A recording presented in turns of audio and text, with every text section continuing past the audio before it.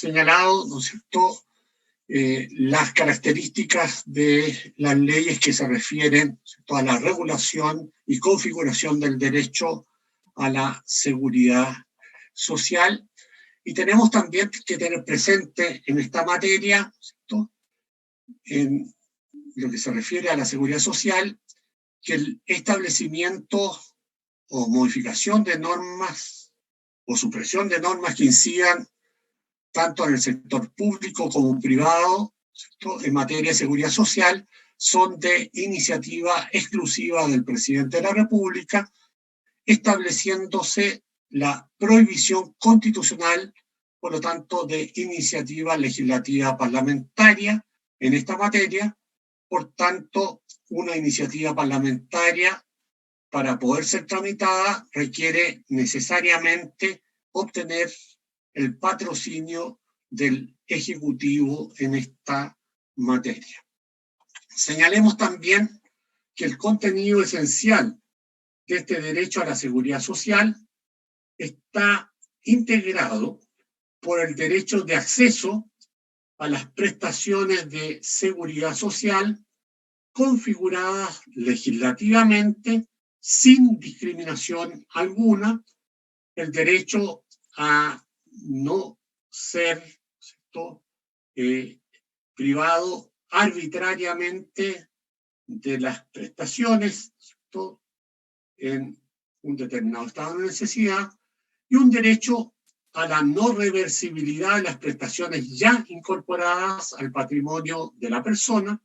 como asimismo el derecho a la irreversibilidad de las prestaciones de seguridad social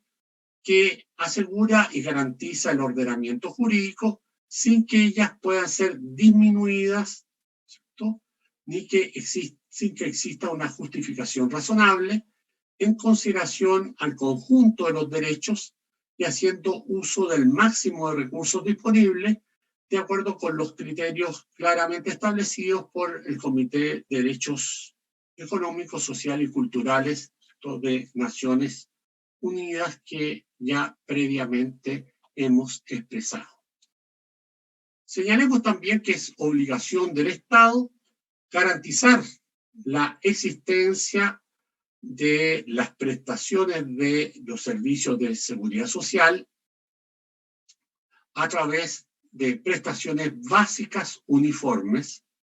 ya sea que ellas sean brindadas directamente por el Estado a través de sus organismos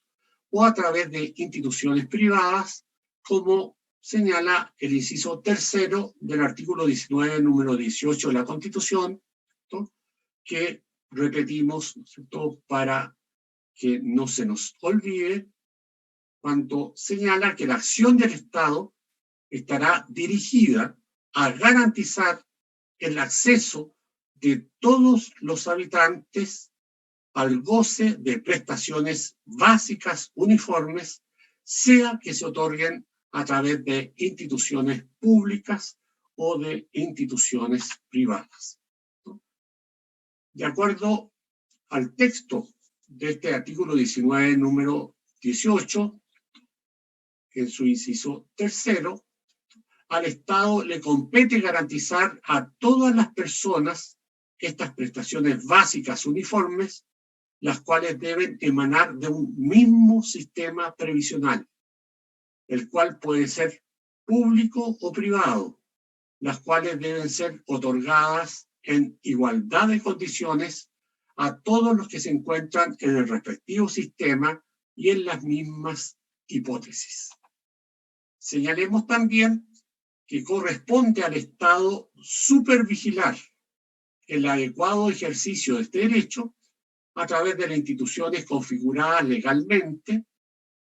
donde desempeñan una función trascendente la Superintendencia de Pensiones, que es considerada para los efectos como la sucesora y continuadora legal de la Superintendencia de Administradora de Fondos de Pensiones, que fue creada en su momento por el Decreto Ley 3500 de 1980, con todos sus derechos, obligaciones, funciones y atribuciones. Señalemos también dentro de esta perspectiva que la Superintendencia de Pensiones asume asimismo las funciones que la Superintendencia de Seguridad Social ha ejercido en relación con los regímenes previsionales de pensiones que administrará el Instituto de Previsión Social, que será el continuador, a su vez, legal del Instituto Nacional de Previsión para estos efectos. Solo se excluye del control de la Superintendencia de Pensiones las cajas de previsión de las Fuerzas Armadas y de Carabineros, que como sabemos continúan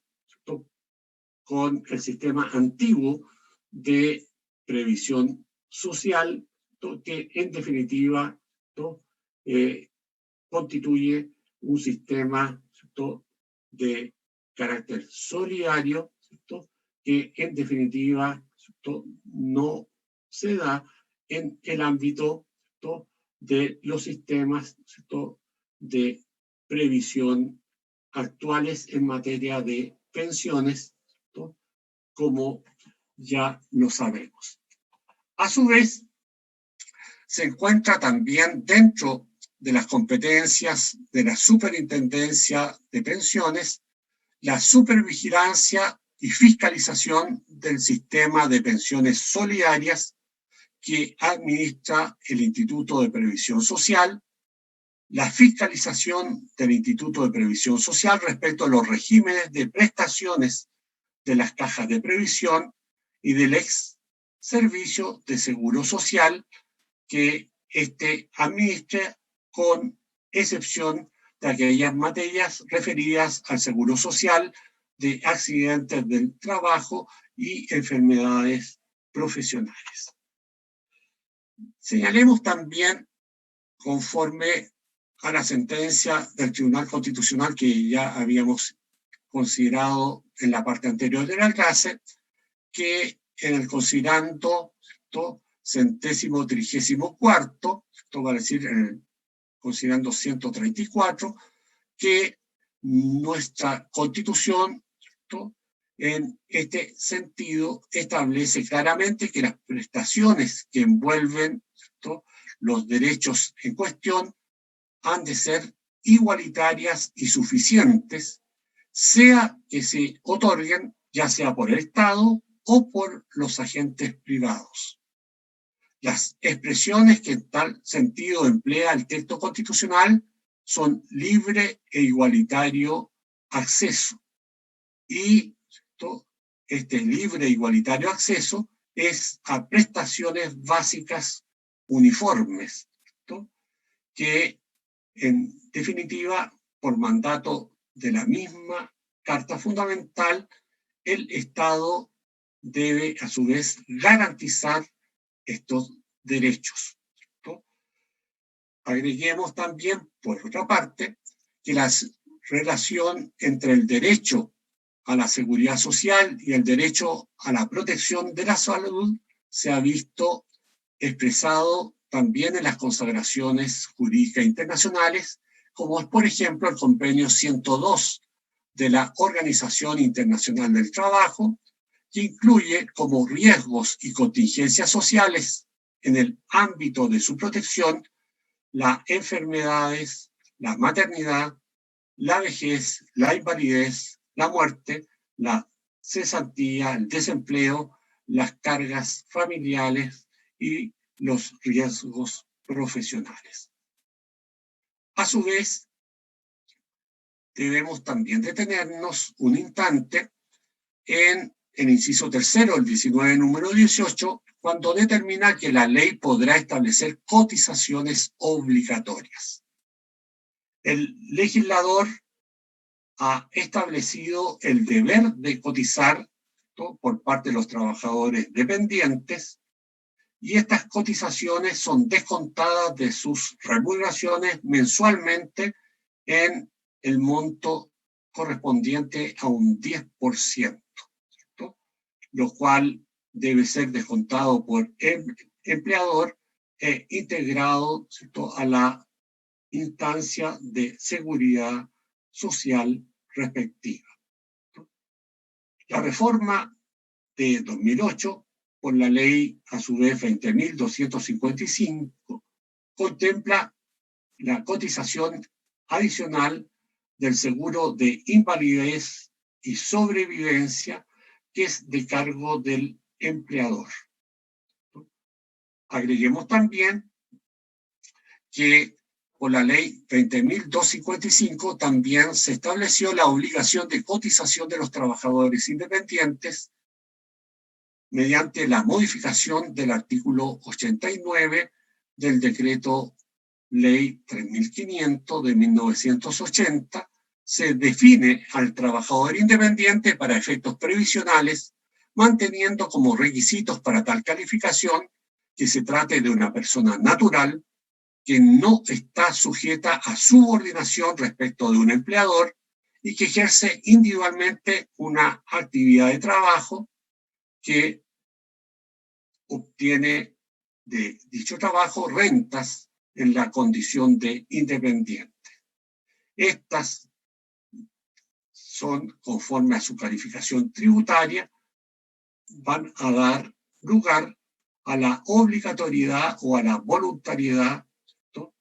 Si percibe rentas gravadas, ¿cierto?, por el artículo 42 de la Ley sobre el Impuesto a la Renta, tendrá la obligación de afiliación y cotización al servicio previsional. En caso contrario, ¿cierto?, tendrá, ¿cierto?, la facultad para afiliarse o no afiliarse al sistema previsional que estime conveniente. A su vez, podemos también señalar que el Tribunal Constitucional, en la sentencia de junio de 2007, en el considerando 13º, determinado que ello ya ha llevado incluso a la doctrina a consignar que los derechos públicos subjetivos de la seguridad social, ¿cierto?, entre lo que se encuentra claramente el derecho y deber de cotizar, ¿cierto?, se caracterizan por ser estas cotizaciones de carácter patrimoniales, en tanto forman parte del patrimonio de las personas destinadas a asistirles para llevar una vida digna cuando se verifique algún estado de necesidad. Se trata, además, ¿no?, de un patrimonio que tiene carácter personalísimo, por lo tanto, es de carácter inalienable y al mismo tiempo irrenunciable. Estas cotizaciones, al mismo tiempo, son imprescriptibles en cuanto las personas tienen siempre la posibilidad de requerir al Estado o a los particulares que, en virtud del principio de subsidiariedad, administren, ¿cierto?, parte del sistema, los beneficios para aplicar a los estados de necesidad que los afecten. Y además, ¿cierto?, están establecidas estas cotizaciones en aras del interés general de la sociedad. Podemos también señalar que la misma sentencia determina que la obligación de cotizar exigida por la sociedad está representada para este efecto por el gestor. Es una obligación de derecho público subjetivo que faculta al titular para exigir la obligación, por lo cual nuestra jurisprudencia ha considerado que la obligación de cotizar no tiene carácter contractual y ha nacido de la voluntad de las partes. El dueño de las cotizaciones para los efectos de seguridad social es el afiliado respectivo, por lo cual ni el legislador ni el administrador pueden disponer de aquello que no es suyo. Puede sostenerse que el cotizante que cumple con los requisitos o hipótesis legales que le confiere el derecho a determinadas prestaciones por enfermedad, accidente, maternidad, vejez, invalidez u otra configuración legalmente establecido, tiene el carácter de un derecho adquirido, el cual nace en cumplimiento de los requisitos establecidos en el derecho, que se encuentra protegido por el derecho de propiedad sobre dichas prestaciones, de acuerdo con el artículo 19, número 24 de la Constitución y el artículo 21 de la Convención Americana sobre Derechos Humanos. Cabe al mismo tiempo señalar, ¿cierto?, que este sistema previsional está establecido conforme al decreto ley 3500, que regula las pensiones de vejez, de invalidez y de sobrevivencia. Este decreto ley, en su artículo primero, crea un sistema de pensiones de vejez, invalidez y sobrevivencia derivado de la capitalización individual que se regula por esta normativa. El inciso tercero del artículo primero del artículo comentado determina que el Estado garantizará pensiones mínimas de invalidez y sobrevivencia a todos los afiliados al sistema que cumplan los requisitos establecidos en este cuerpo legal. Régimen de pensiones mínimas que se encuentra regulado por el título séptimo de la ley en los artículos 73 y siguientes, los que fueron modificados por la ley 18.648, los cuales disminuyeron las exigencias que planteaba el registro, el texto original. La garantía estatal de la pensión se paga una vez agotados los recursos contenidos en la cuenta de capitalización individual, los cuales han sido reunidos con el esfuerzo personal de la cotización del beneficiario. En materia de pensiones, cuando ellas exceden del mínimo legal, se establece un sistema de capitalización individual determinado por el artículo primero, y el artículo precisa, ¿cierto?, la cotización del 10% sobre las remuneraciones o rentas imponibles que deben ingresar en dicha cuenta de capitalización individual sobre, ¿cierto?, la cuenta del cotizante, en la cual éste tiene un derecho de propiedad, teniendo derecho a traspasarla de una a otra asociación de fondos previsionales, ¿no?, o según determine, de acuerdo a lo establecido por el artículo 32 de dicho cuerpo legal. Estas cotizaciones, de acuerdo al decreto ley 3500, son descontadas de la remuneración mensual del trabajador por el empleador, el que debe integrarlas a las instituciones previsionales pertinentes. La ley 17.322, en sus artículos, ya había regulado, ante la falta de cumplimiento de las obligaciones previsionales por parte de los empleadores, con serias repercusiones en el orden público económico, un procedimiento de apremios para integrar las cotizaciones previsionales de los trabajadores de acuerdo con las disposiciones de dicha ley. Podemos, a su vez, señalar que la ley 19.260 del 4 de diciembre del 93 introduce el actual artículo primero, ¿cierto?, modificándolo de la ley 17.322, estableciendo la responsabilidad penal para aquel que en perjuicio del trabajador o de sus derechohabientes se apropiare o distrajere el dinero proveniente de las cotizaciones que hubiere descontado de la remuneración del trabajador.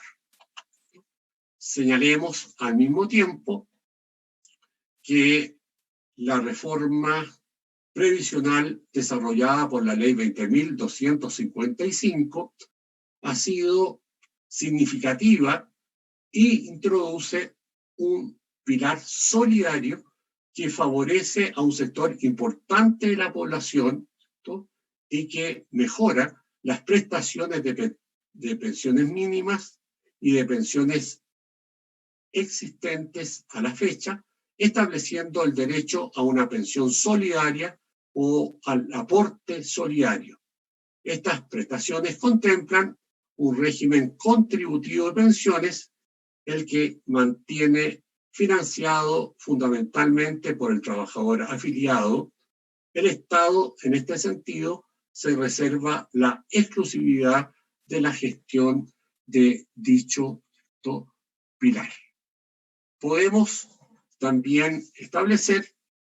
que ha sido un avance importante en esta materia el involucramiento de actores sociales y los expertos en el régimen de pensiones a través de la creación de una comisión de usuarios y de un consejo consultivo previsional.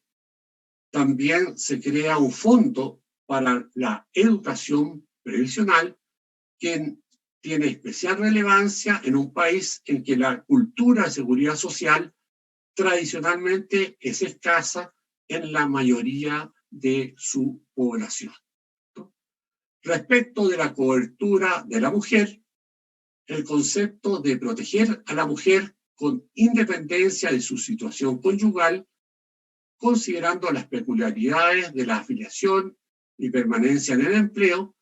producto de la función que cumple en la sociedad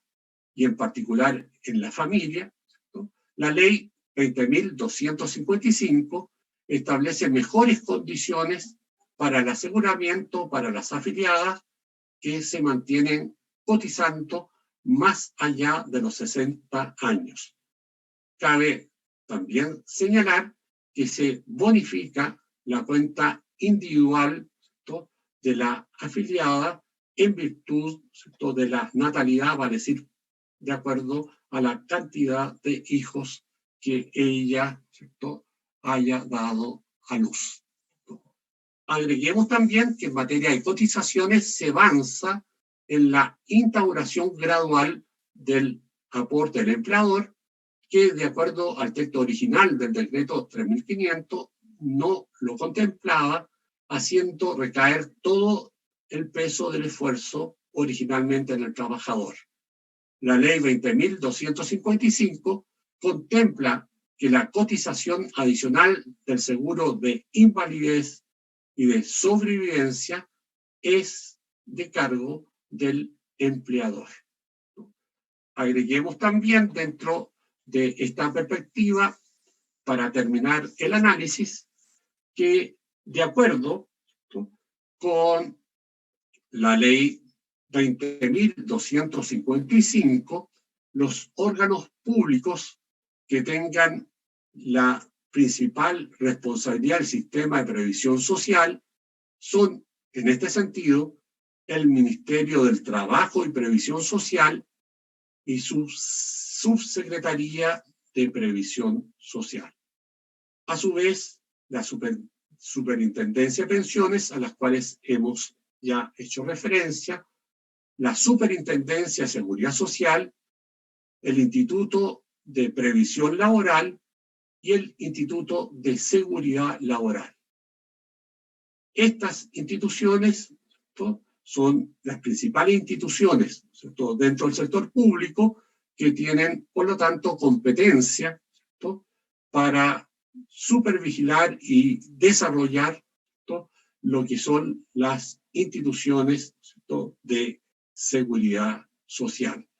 Y a estas instituciones se agregan la Comisión de Usuarios del Sistema de Pensiones, ¿cierto?, la Comisión para la Educación Previsional, los Centros de Atención Previsional y el Consejo Consultivo Previsional. Tenemos así, por lo tanto, ¿cierto?, señaladas también el conjunto de instituciones, ¿cierto?, configuradas por la ley, ¿cierto?, para lo que es, ¿cierto?, el desarrollo y la supervigilancia, ¿cierto?, de las prestaciones, ¿cierto?, que deben ser cumplidas bajo los estados de necesidad social, ¿cierto?, por las personas, ¿cierto?, que tienen derecho, ¿cierto?, a dichas prestaciones. Yo diría que con esto prácticamente terminamos, ¿no es cierto?, también el análisis sobre el derecho a la seguridad social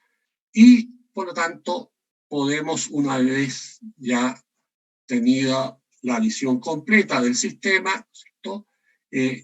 ver si hay, ¿cierto?, consultas, dudas o preguntas, ¿cierto?, en esta materia. Se ofrece la palabra, jóvenes.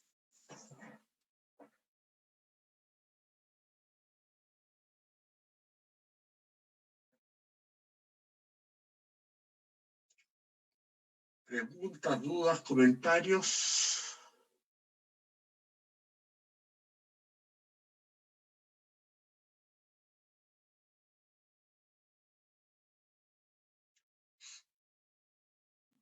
Profe. Sí, Isabel.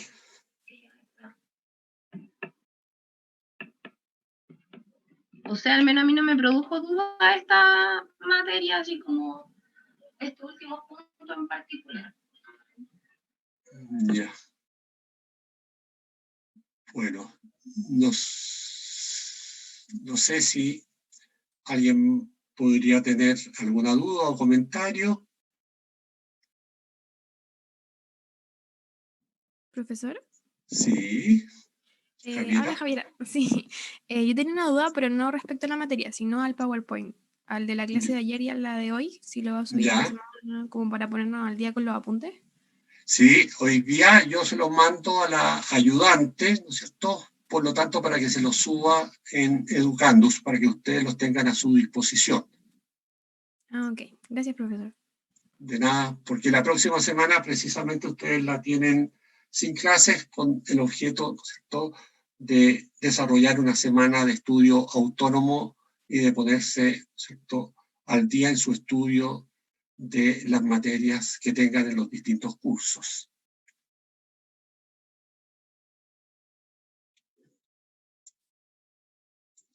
¿Alguna otra pregunta?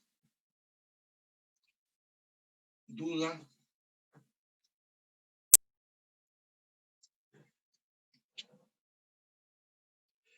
Bien, si no la hay, vamos a quedar hasta aquí en la clase de hoy día. Van a tener unos minutos adicionales, por lo tanto, de descanso. Les quiero señalar que la próxima sesión será, por lo tanto, el martes de la semana subsiguiente, ¿cierto?, para decir, ¿cierto?, la primera semana de noviembre, y en ella, ¿cierto?, iniciaremos el análisis del derecho fundamental de sindicación, ¿cierto?, que es el último de los derechos sociales, ¿cierto?, que contempla el artículo 19 de la Constitución en su artículo 19, número 19. Y después, ¿cierto?, de dicho análisis pasaremos, ¿cierto?, al análisis de los derechos patrimoniales, ¿no? Los derechos patrimoniales son aquellos que están contenidos en los artículos 19, número 21, al 19, número 25 de la Constitución Política de la República, ¿no? Y por lo tanto, este será, ¿cierto?, el último grupo de derechos que debemos considerar durante el curso, ¿cierto?, que vamos ya entrando a la recta final, ¿cierto?, ya que la última semana, ¿cierto?, de noviembre termina, ¿cierto?, el desarrollo de los contenidos del curso. No sé si sobre esto hay alguna consideración. Profe, ¿cuál es el próximo derecho que vamos a ver? El derecho a la sindicación del artículo 19, número 19 de la Constitución. Gracias, profe. Bien, que tengan un resto de la semana que sea adecuado, ¿cierto? Ya el domingo tenemos, ¿cierto?, el plebiscito y por lo tanto debemos ejercer el derecho de sufragio, digamos, en un tema tan importante como es determinar si queremos o no una nueva constitución, ¿cierto?, y a su vez determinar el mecanismo, ¿cierto?, por el cual se pueda establecer eventualmente esa nueva constitución, que puede ser, como ustedes ya lo saben, ¿cierto?, una convención constitucional enteramente elegida, en la cual, ¿cierto?, estaría integrada por la mitad de hombres y la mitad de mujeres, ¿cierto? Y la alternativa es una comisión mixta constituida, ¿cierto?, como también lo saben, en una mitad de parlamentarios actualmente existentes, ¿cierto?, y otra mitad, ¿cierto?, de convencionales elegidos. Bien, que les vaya a todos muy bien, ¿cierto?, que a su vez aprovechen la próxima semana, ¿cierto?, en estudiar, ¿cierto?, y preparar bien sus materiales, ¿cierto?, porque además ya en noviembre deberemos desarrollar, ¿cierto?, el tercer y último control, ¿cierto?, la última prueba, ¿cierto?, y a su vez desarrollar también, ¿cierto?, la prueba, ¿cierto?, que en definitiva puede reemplazar alguna de las tres que no hayan sido dadas formalmente, ¿no es cierto?, por algunos alumnos. Y, ¿cierto?, en diciembre ya tendremos, ¿cierto?, por una parte el examen y además, ¿cierto?, lo que es, ¿cierto?, la evaluación final opcional que reemplaza la nota del examen, ¿cierto?, especialmente para aquellos que eventualmente les haya ido mal en el examen. Bien, quedamos hasta aquí. Que les vaya muy bien y nos vemos la primera semana de noviembre. Hasta luego, profesor, que esté bien.